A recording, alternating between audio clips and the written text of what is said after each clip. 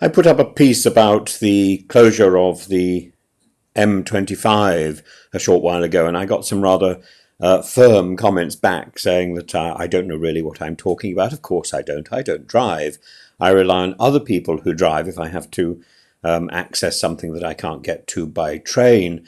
And I've always found moving around the M25 is a nightmare. I remember I was caught on the M25 and diversions. The closure for a weekend. It's proving fractious, or people are proving fractious, and it's bad enough when there's roadworks on the M25, which there have been for much of the last year. In fact, every time I've been on the M25 recently, there's been a diversion of some sort or a hold-up, and we've been sent off on some extraordinary route.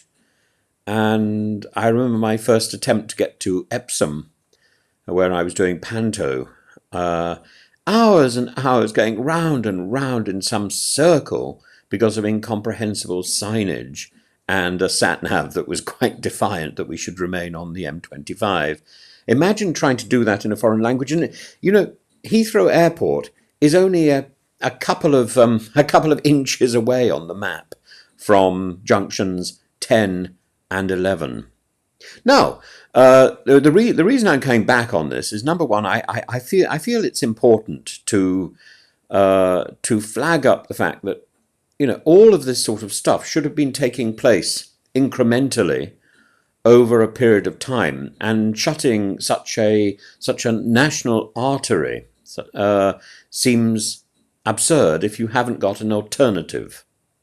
So build an alternative. If you've got to shut the M25, build a section of an alternative, which I'm sure can come in useful. The M25 is always overstocked with traffic.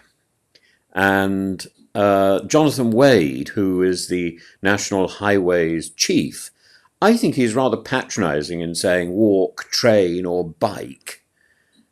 I don't know whether he's using the word train as a verb. I am there, as if you're going to go and train in the gym or something, and deal with these various muscle groups. But Tom Cruise, as the muscle authority, Tom Cruise has got an alternative, and it's called a helicopter.